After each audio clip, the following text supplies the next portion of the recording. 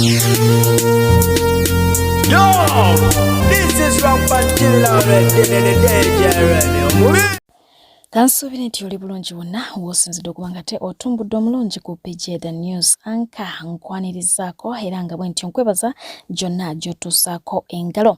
Former Finance Minister ate nga mukadde kano ye Presidential Advisor ku Economy and Finance omukyala amanyiddwa nga Maria Kiwanuka yafiiriddwa mutabani we abadde asembayo gwe goyinza okuyita last born abadde amanyiddwa nga Nsereko Kiwanuka.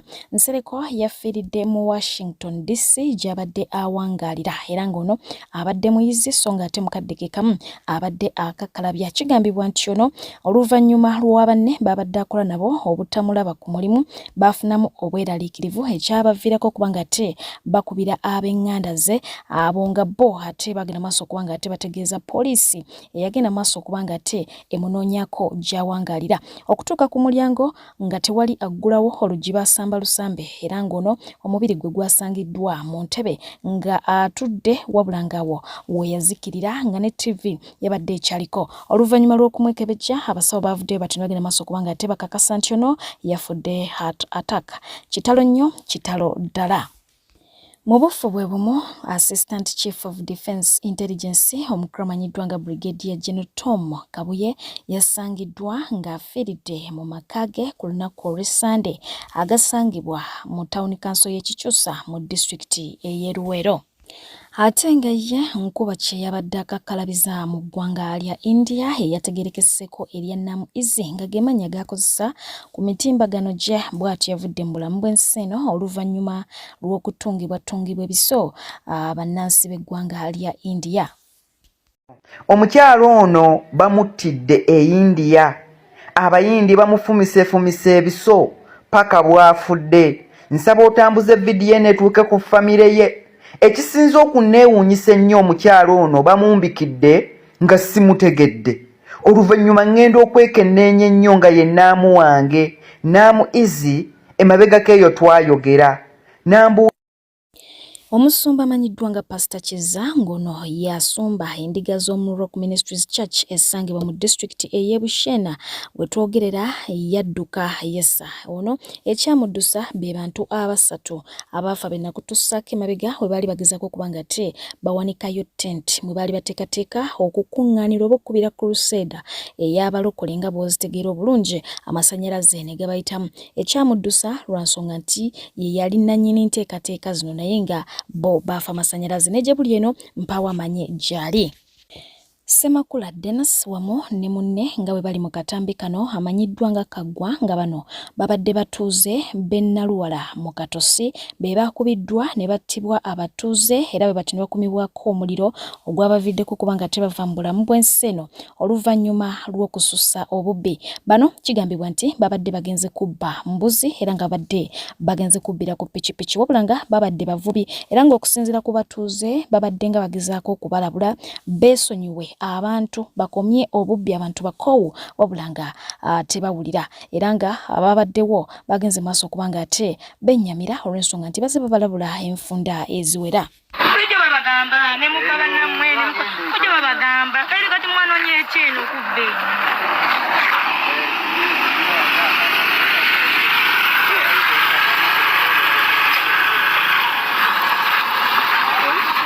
Ne muveka oli Kaggwa.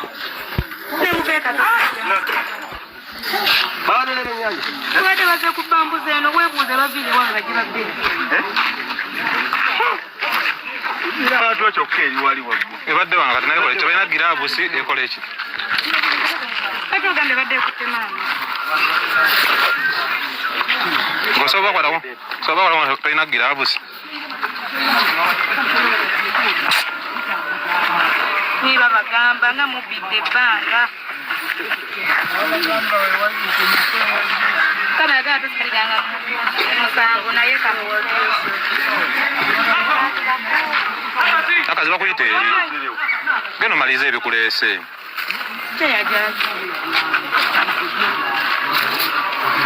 Bannayuganda bangi bennyamira oluvannyuma lw'okulaba ku katambi k'omukyala eyafiira ku luguudo lw'Entebbe ennaku nga 3 emabega mu kabenje oluvannyuma lwa pikipiki kwe yali okugezaako kubanga ate eyisa emmotoka ekika kya lole eyalidduka emisinde emizibu mu bitundu eby'Ennamasuba okukakkana ng'emmotoka eno ebasaabadde.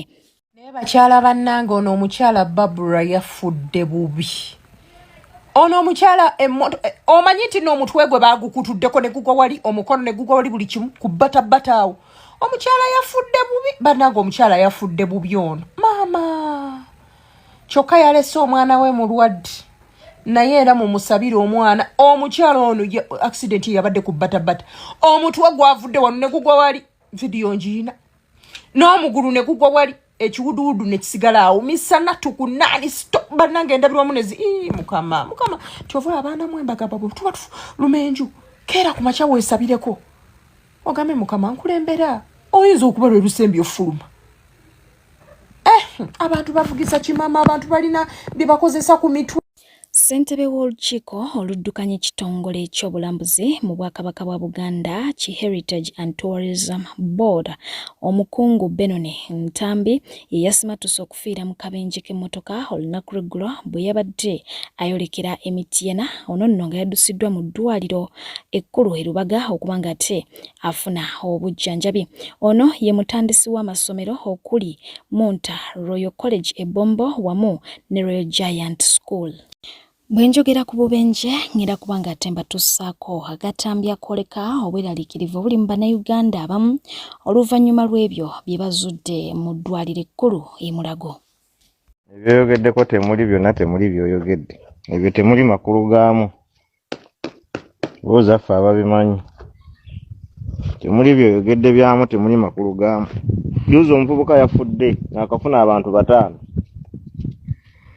Omu yakutuka omukono ne bamuddusa e Mulago lwamutuusaayo ng'ayogera bulungi nga mulamu gye si mukono gwokka gwe gwamenyeka kyuma kyagulya omutuuse e Mulago ne ugamba abantu bagenze kumulongoosaako ki kumulongoosa bakiyite kulongoosa kiwundu ekyo lwamutuuse eyo bakomawo no akamutema omuntu waafudde abadde yafunye obulumi munda lwakuba tetwabulabye. Juuzi omulala omwana baamuziise embalala bodaboda yamumenya okugulu olwamutuusiza e Mulago okugulu tebakukuti nga kulebera konna bwe kuti nga kwe kumenyesa wasigadde nga mulamu ne bamukebera wonna era dokita n'aleeta results nga agamba mulamu jasi kugulu kwaka kwe kufunye obuzibu n'akawundu kafunyeeko wano nga ku liiso. Ekiro kyawo bagenda mukolako bamuziza ku makya nga mufu bakamuziika eyo embala. Nyina abantu nga mukaaga babatabusi kati gweva ku ebyo by'okubatemako okugulu bandikutemako okugulu n'osigala ng'oli mulamu. Ebyo tebikyakola kati ebyokutemako okugulu ekiri e Mulago essaawa zino ebyo by'okutemako okugulu bikadde. Amapya agaliwo agali e Mulago essaawa zino agwokya agatambudde gino emyezi gyonna. Gwe kasa weetwalayo gwe manya nkutusa akakono manya nkutusa akagulu ne bakukebera ng'ensigo namu ebiwowoolo biramu ayi gwe kaba kaawedde mudda enganda babaddiza maiti gwe manya mboona obusembo weetwaza e Mulago oba olabye bazza maiti eyakutuse n'oba okutuka olwala bazza maiti kyekiriwo kati ge mapya ebyokutemako okugulu byali byaluli biruddewo ebyo biweddeko tebikyalina gundi nnyo kati amapya agaliwo tekasa weefuula nti onoobusa akagulu manya okolobose aliwamwe basime ge mapya kati agaliwo ago makadde ag'okutemako akagulu kati amapya kukunyiga bunyizi kutwala bya munda. Gw'omuliro ogutategerekese gye guvudde gukutte paakingi y'emmotoka mu bitundu eby'Entinda okukakkana nga gwonoonye emmotoka z'abantu ezisinga obungi. Abazinnyamooto batuuse naye nga we batuukidde ng'emmotoka ezisinga obungi zoonoonese. That is so sad. n'olaba in between kati ng'ovudde ku kyaffe. Bayingira batwala eri bipayipu nabo tebatusiruwaza tumpaawo. Tasobola kuyingira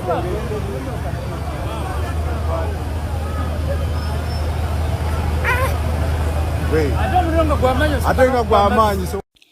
Ate yo mukramanyiddwa nga Abrego Garcia ngono ye yali agambibwa okuba nti akadde konna yandigetinga deported okuva mu ggwanga lya America n'aleetebwa mu ggwanga erya Uganda. Kigambibwa nti yavuddeyo n'agaana okuba nga ate aleetebwa mu ggwanga Uganda era ng'ensonga gyawa nti yanditulugunyizibwa nga aba opposition mu ggwanga Uganda we batulugunyizibwa era ngono kigambibwa nti yagenze maaso okuba nga asaba atwalibwe mu ggwanga lye Eswatini jatawulira rekodi mbi yonna.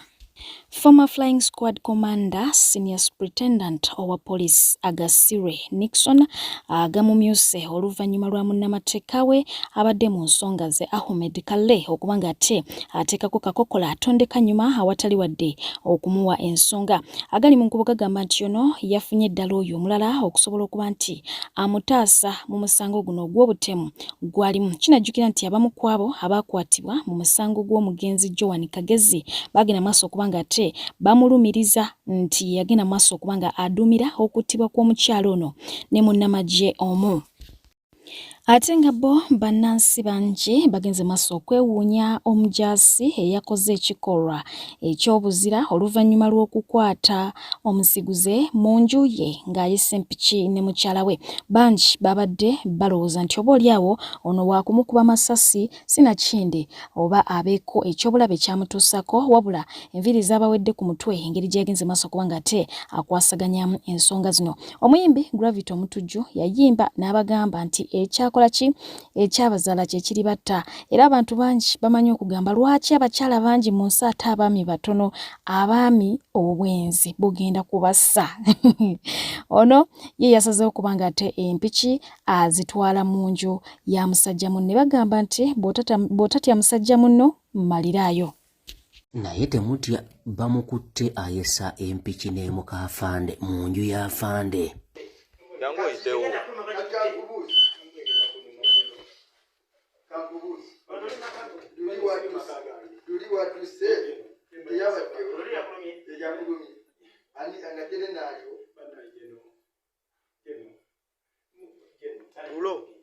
Bela muntu mukulu genda okimanyi oli mu nsobi okitegeera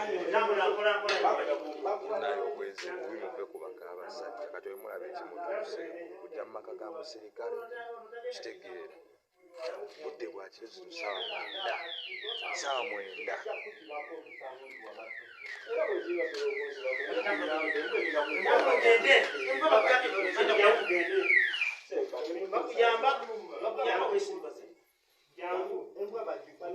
omuntu akusonyiye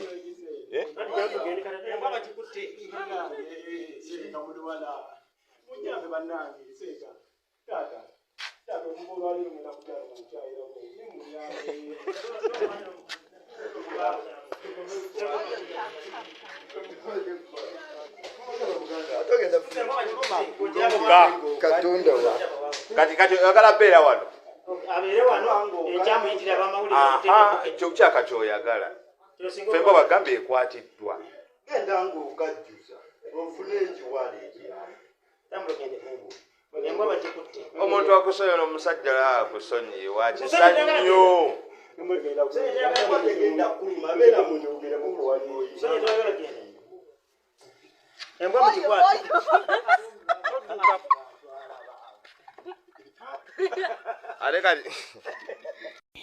Weewaawo olunaku olwaleero abakuumi ba pulezidenti w'ekibiina kya National Unity Platform okuli omukulu amanyiddwa nga Edward Ssebufu gwe gumanyi nga Eddie Mutwe Akireewo Kivumbi n'omukulu amanyiddwa nga Bobby Giant olunaku olwaleero baleeteddwa mu kkooti esookerwako e Kawempe okulaba poliisi weetuuse ku kunoonyereza ku nsonga y'emisango gyabwe wabula ng'ate gye biggweredde bano tebawuteereddwa ku kakalu era ng'oluvannyuma baddiziddwayo mu nkomyo so ng'ate n'akatambi akalabikiddemu Eddie Mutwe nga ayogerako n'omwana we oba ng'ayita omwana we amubuuzeko, abasirikale ne bamumuggyako mu bwangu ddala, kagenze maaso kubanga kakwasa bangi ennaku wamu n'okubennyamiza.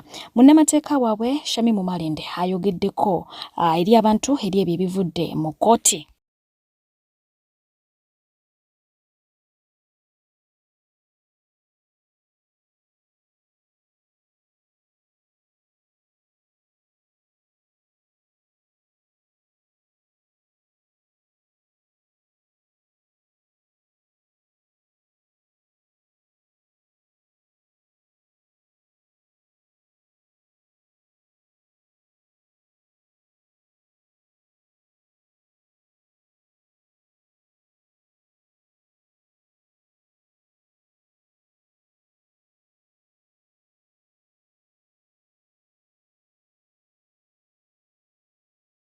Nze Shamim Malende omubaka omukyala owa Kampala.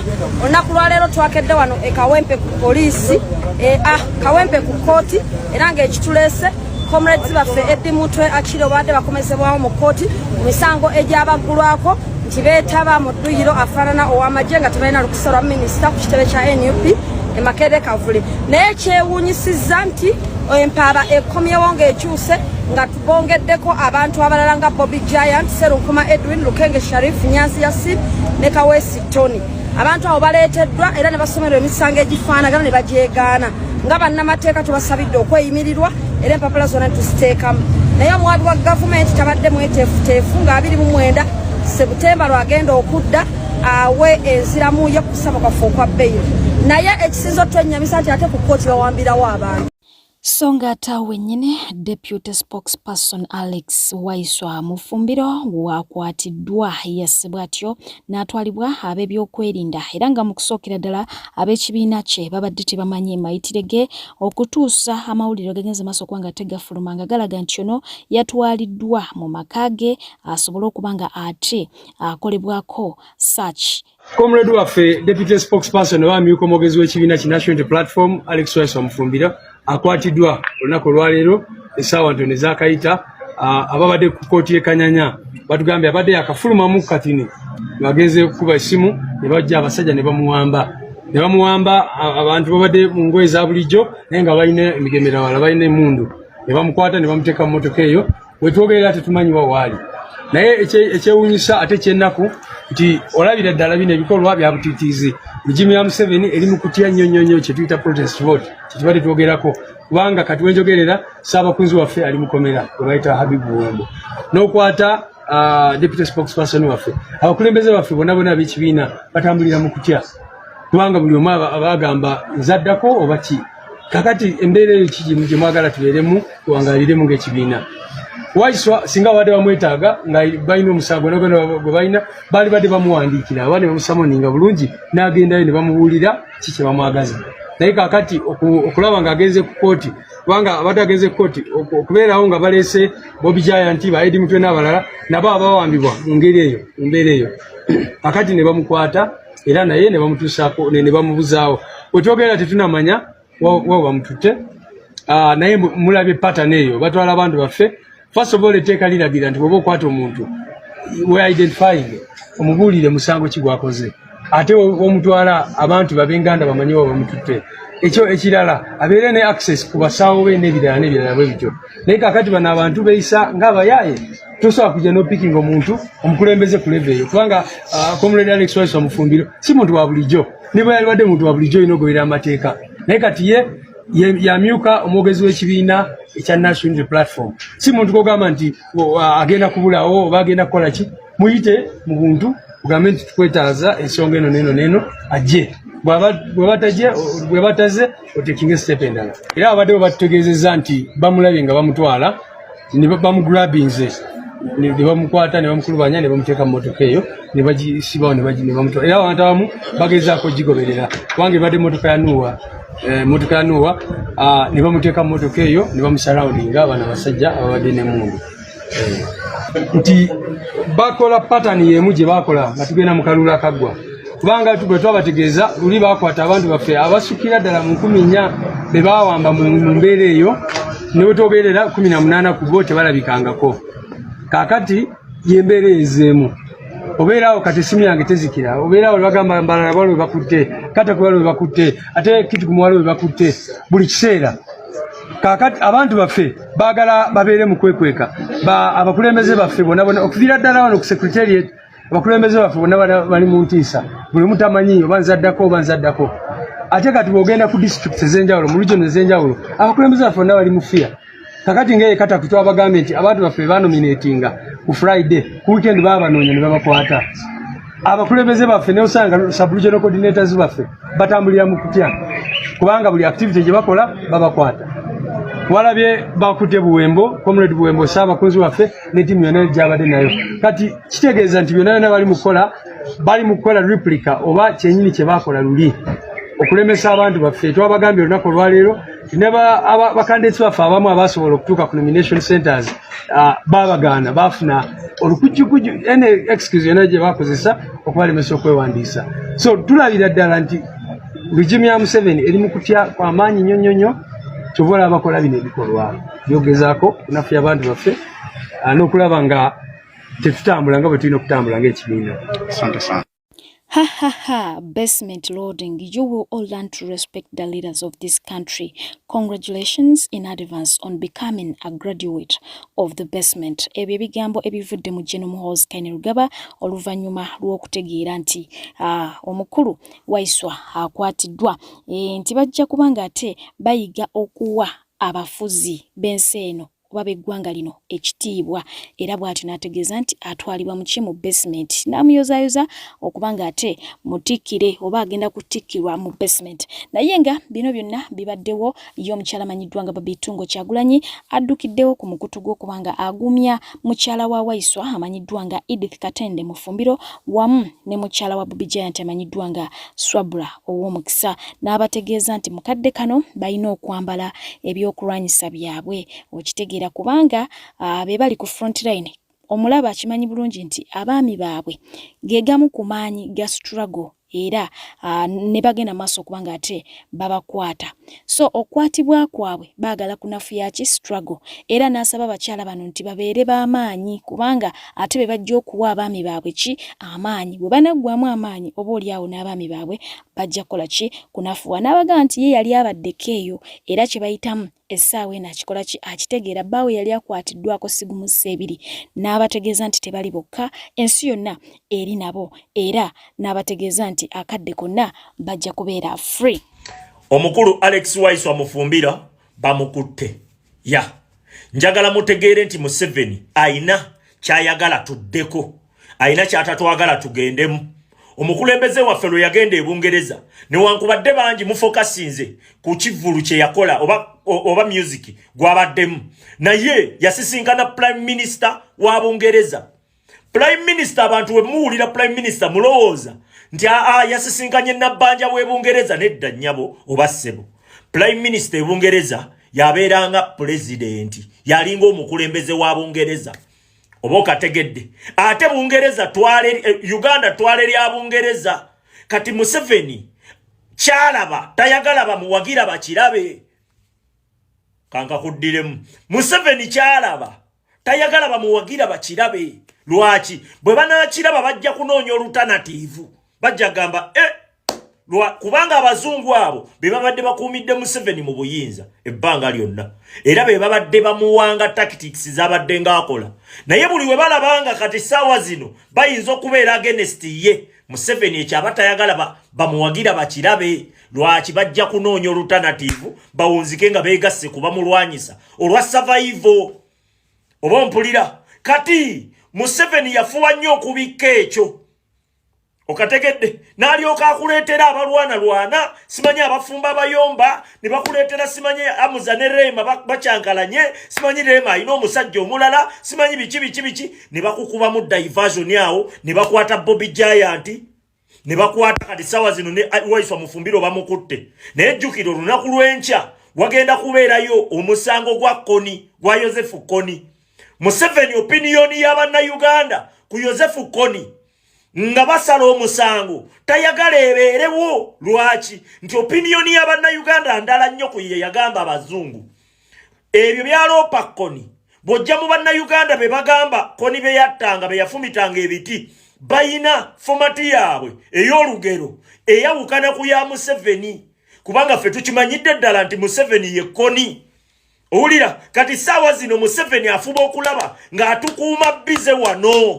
Osegedde tubeere bize wano eri ku international community ayiye engeri gyakikola ki gyakola obulimba bwe nga ffe tulikola ki nga ffe tuli eno twebase oba okategedde naye nga muganda waffe Waiswa Mufumbiro naye bamukutte era n'abalala bajja bakwata era buli ogenda mu lutalo luno ng'okimanyi nti eno bakwata byafuuka bya bulijjo tugenda mu protest vote Museveni tulina omujjako respect.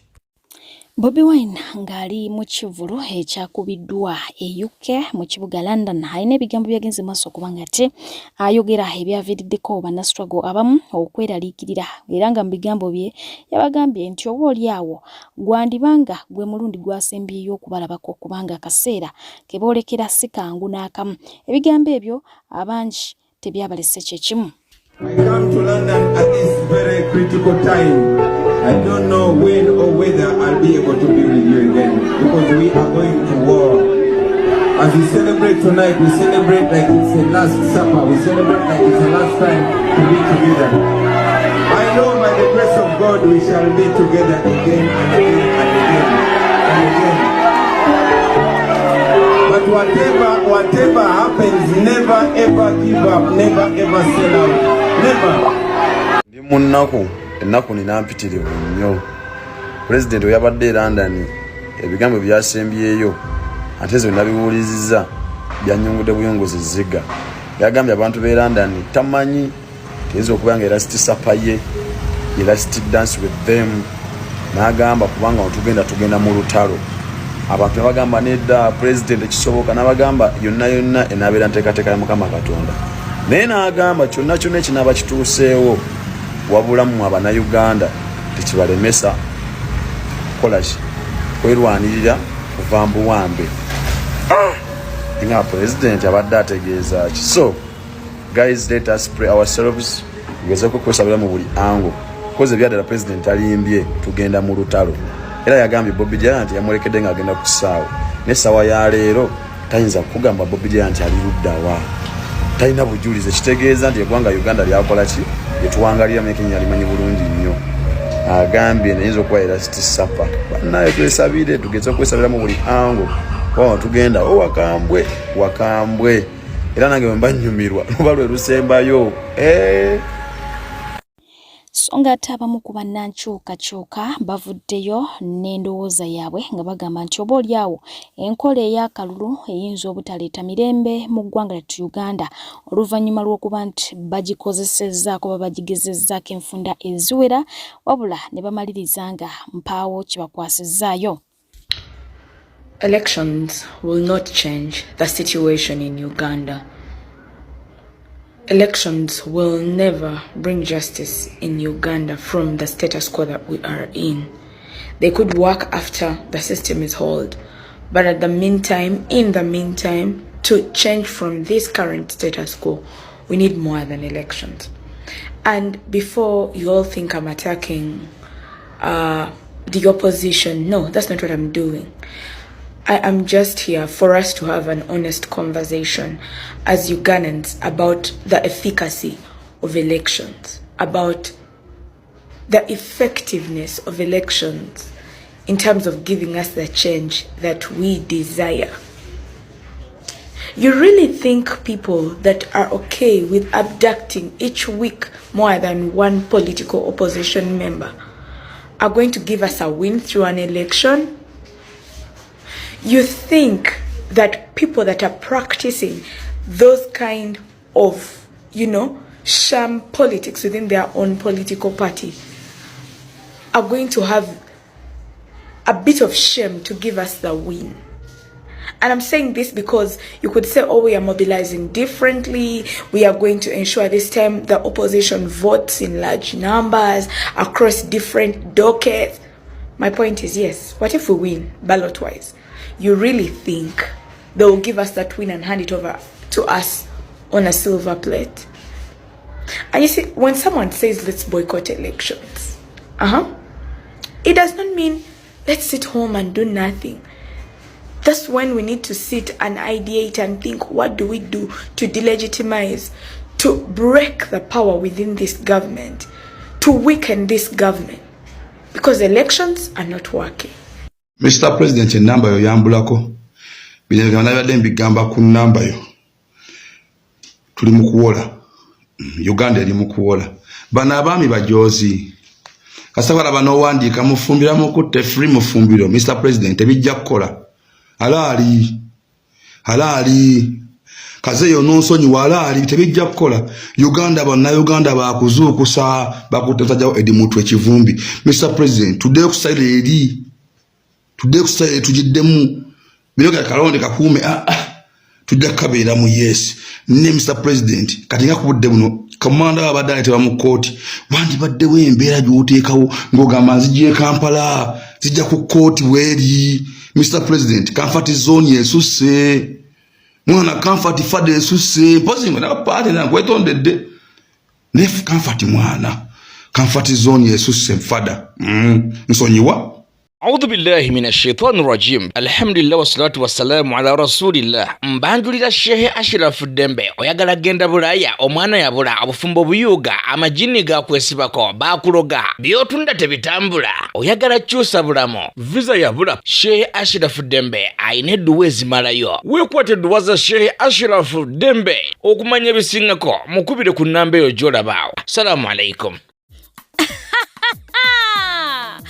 Ani abalimba nti abavuga boda tebakuba kyeyo omukisa guguno Malden International Labour Consultants Limited egabudde ekuletedde omukisa okukola nga delivery bike rider mu kibuga Dubai omusala musava atenga visa efuluma mu bwangu ddala abetaze basange Namuŋŋoona Nakibinge Road mu Rubaga Division bakubire ku namba zaabwe z'essimu 0787752329 oba 0740M7388 oba 0772830026 beba Malden International Labour Consultants Limited okujja mbwavu. Ebanga Sydney nnyo emabega Alien Skin n'ekibinja kye basalako ekitebe kya NUP era nga amayinja gagina maaso kubanga gavuga gattako poliisi okubiyingira mu tear gas n'amasasi n'ebinyoka. Omukyala Fulufiga bw'avuddeyo ku nsonga eno ategeezezza nti ekitebe kiri ku kkubo buli muntu wa ddembe okuyitawo ng'era abalala bwe bayita ku bitebe ebirala omuli NRMDP n'ebirala. Twala tugende. Alien Skin ku mikolo egy'enjawulo wamu ne ku live eza TikTok yagenze maaso kubanga ate atakinga omukramanyiddwa nga Robert Kyagulanyi Center okumuyita erinnya lya Kadingo agattako n'okumutegeeza nti ayagala kumukima ku kisaawe ne konvoyi ye olwo alyoke abeere nga ate amulagirako bwerere. Weewaawo ye omukramanyiddwa nga Pastor Martin Sempa avuddeyo n'agenda maaso kubanga ate ye mulugunya kwa Alien Skin n'akabinja ke nti baasanze abakozi be ababadde bava e Kabaale okukoola ebijanjaalo ne bagenda maaso kubanga ate babakuba ne babaggyako n'ebijanjaalo byabwe oba ne bababbako ebijanjaalo byabwe. Ono amutegeezezza nti byonna byayagala ne squad ye babikole naye ebijanjaalo bye abyagala. Weewaawo ngenda kubanga ate nkutuusaako omwami avuddeyo kubanga ate ayogera ku nkola za Alien Skin ate nga abeeyiganga bo bamutegeezezza nti nayo gyeri ekitebe kya NUP agende akoleyo embeera oba empisa ze yakoledde ku kitebe kya NUP ekavule. Alien Skin nayanjule Alien mwana oli kyali wafune otusobe gotoyagala kola linnya mu byaka byoyagala dikola mbudongo obenga okyokoza banno be weegomba bakola linnya nga bateekawo ebyaka byayimba olimba ntulubula bano ibo bikini tubira batego yagala okole abo siba ngumi oboyagala bya ngumi wali baddoge namba Tyson eri naye kati eno ebintu bye balina okukola okuba ebyaka bisi byokola oyagala tukuddemu oli wakabyeyo wadzemu okole tujje kuba kati abasajja kati oyo kusebe kyabwe mbate wayiseeyo mbaloolaga face mbyo yinga owempalana ulabika badina mu kale negiri ndala ujjo manyira abantu beera mu musajja tuje erinnya tebabikola bwe batyo bobo oli wakabinga wazemu nga tukuddamu ati leo bimanyi ebyafu bobo yagala dikola bulungi nga bogizi bawanika emikono leo bimanyi banno be weegomba balikola bawanika mikono ate gwe yagala dikola ngoleta mwentono ngono manya mwana ali nzike niwe berere mukyaliwa kasi bani migwande omuzimu Aliyenskiri negange liyo kitebe kya nuupu byona ido bikolere yoku okakasenga nembidi vabalirya kale raba mwabavumye bannammwe bamukabira ebigambo byenayogeire ezira kyona kyona kigambo kyensazaamu kimwenda kyemba mukole mujja kukakasanga nembidi va ezira kigambo kyensobola kusazaamu muleke kukangakanga. Salvador Bwenjogera ku district ye Iganga sigina kubanga atendekayo omukadde avuddeyo okwekubira omulanga oluvannyuma lw'ettaka lye okubanga ate lyagala okutwalibwa. Onaakowodde omukulira Kaguta Museveni n'amujjukiza oba n'amusomera ebbanga ly'amazenga amuwagira n'obululu bwazze amuwa enfunda eziwera bukyanga atandika kulonda era ng'asaba buyambi bwe asobole okubanga anunula ettaka lye. Ekibba ttaka oba ekiwamba ttaka tekiri mu kibuga wokka oba mu Buganda wokka ne mu bitundu ebirala kissa kineguka. Pulezidenti Museveni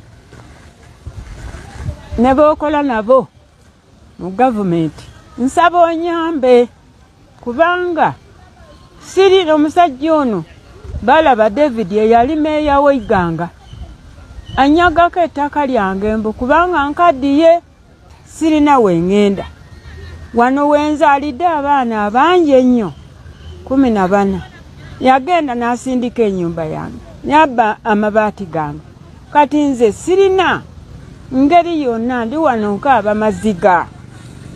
Pulezidenti Museveni nyamba taata nyamba nze mbadde naawe nga nkuwanga obululu okuva mu myaka 86 okuva wawalinya ku bufuzi. Sebo Museveni nga ntambula naawe nkwagala.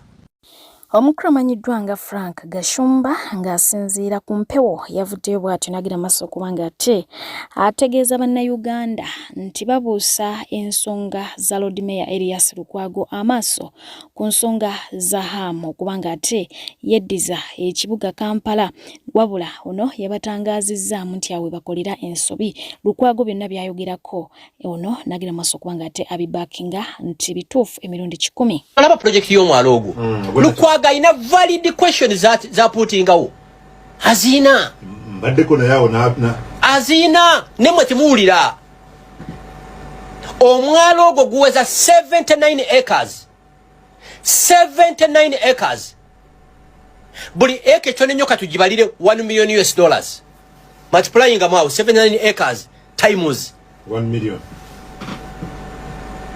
kwirikiri yakije muyitamu okuwa abantu ebintu ebyabana Uganda. These are serious questions. Serious questions. Procedure kimo muyita. Echa president ajakera kumachaga be parliament yeyo. Kubanga president asikoze iki asaddewo. President eteredwawo. Yes.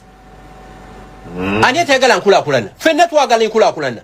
Twagala a stable clinic Kampala. But terms and conditions. So Lukwago has valid points. Yes. Kumwala. Lwakuba yogera bwomu. Ali bwomu abala baba gulagulada. Kubanga badde kunayo nagamba lwaki abatwala omwala teba bafuna n'ebyapa ku gwo nagate gubadde wambuza gwatandika jjo ekyapa kiri mu manya gani mbukwabo abogerwa chuketi ekyapa kiri mu manya gani zanti gwe kungo manyo mwala ogo gubadde okuva kana bwe yatonda ensene ngaba asookawo tebagufuna ko byapa ekibuzo kirimo okuddamu singa bagugame tebagulizinze singa ebadde joint project omwala bagu developing investor inamu 40% government ya Uganda inamu 60%. Atola abakulembeza abalo gambye ali yekka wala botadhalira Omuyimbi Raymond Namakula bagamba nti ekuba omunaku tekola kitekya yes ayina sister we yali yakafiirwako muwala we emabegako emyezi nga5 wabula ng'omwana oyo yafa kansa yes yali amanyiddwa nga Michelle wetwogerera taata w'omwana oyo naye bw'atyo yalugenze so mama n'asigala awo nga atabitegererako ddala mu mwaka gwe gumu mu bbanga eritali ddene nnyo n'afiirwa omwana n'omwami. Weewaawo ebyo we bijjidde nga ye omukyala amanyiddwa nga Rema Namakula bamutadde dda ku kikaliriro oluvannyuma lw'olugambo okuba nga ate lusaasana ku mikutu migattabantu nti bba Hamza yandiba nga alina omukyala owundi. Ajjukira nti mwami musiraamu naye Rema gwe tumanyi yeetakkiriza byakumuzzaako. Kaakati bo ba diehard ba Rema Namakula bavuddeyo ne beegayirira omukulu Hamza takikola kuswaza mukyalo oyo.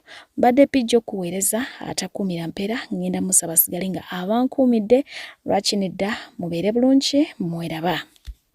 Rema Namakula wekiba nga kituufu nti mwayawukanya ne Dr. Amuza mwanyinaffe eriko ekikyamu tosobola tomatiza olemererwa otya abasajja basatu walemererwa Walukagga nolemererwa Eddie Kenzo ate olemereddwa ne Amuza Dokita. Kiki oyagala? Twandigambye nti Kenzo teyateekawo mikolo gye wali oyagala. Amuza emikolo yagikola, buli kimu n'akikola. Kalale kuno ki ekyakunobezza? Oyiba nga boogera bituufu kuba tubiwulira mu ŋŋambo. Kubanga wanobye Rema kitegeeza gwalina obuzibu. Kaana Kambaata bye yali ayogera byali bituufu. So kitegeeza buli muntu agenda kudda ku saidi ya Kaana Kambaata. Olemererwa otya Dr. Gaina? Dr. Hamza nze sikumanye tomumanye sebyafamire tebinkwatako whatever it is naye mbadde nkusaba bambi toswaza mwana waffe toswaza mukazi. Do not embarrass the woman. Her career obulamu bwe bwonna yabuteeka online n'abuumuza n'amanya nti nfunye Hamza.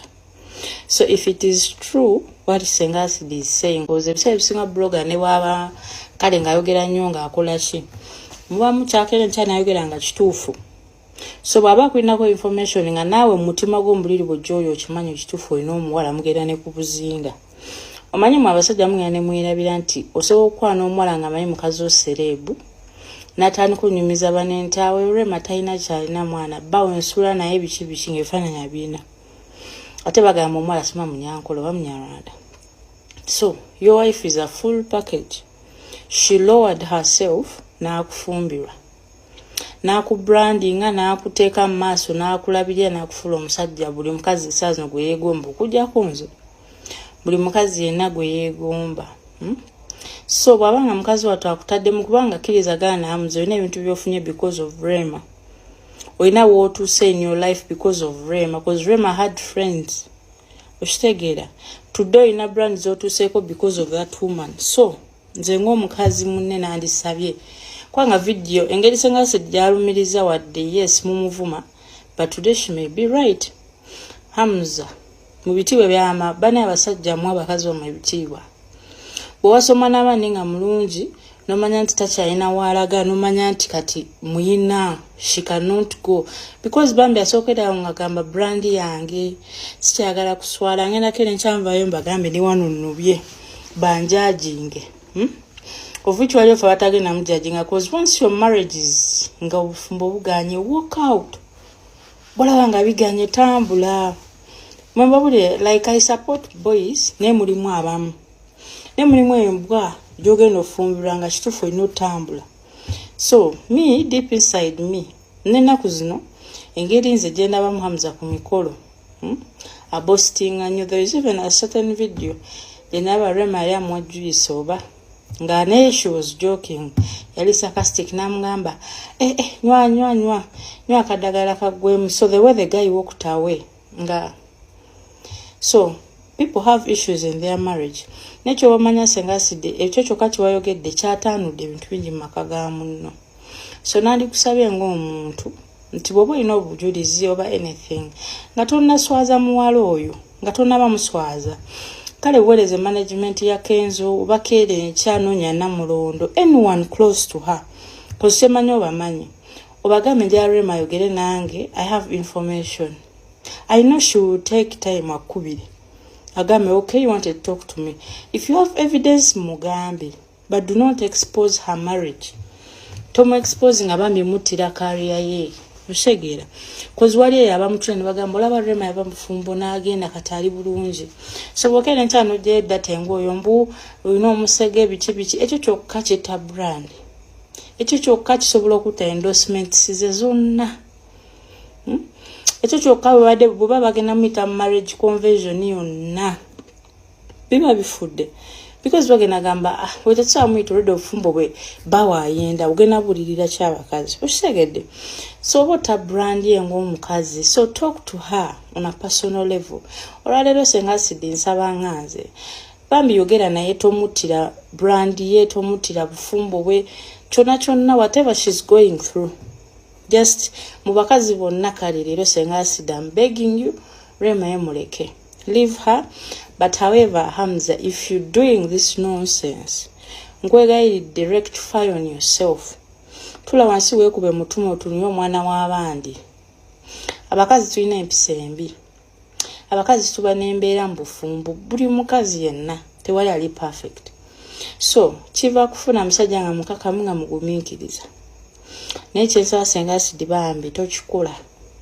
Ngana bwena abana bawala botandyagadde muntu kera ncha kwanika mwana wo bami mbadde nsaba ye Rema muleke bobo osobola osana obukakafu obuweereza Halima Namakula koza Halima Namakula is open enamba yogifuna n'obimuweereza n'omugamba muwala bubba waayenda Halima ye asobola kubaka engeri gyakikola but do not expose her cause already okoze damage emala okitegedde senga sidi n'olwekyo nkusabanga mukyala muno nkusaba nnyo newankwadde nze siri musiyazi but nsabanga mukyala muno kulwa Rema ne family n'abaana be ne repetition ne endorsement zayina bambi don't do another video ne bobo ino bukakafu please tusaba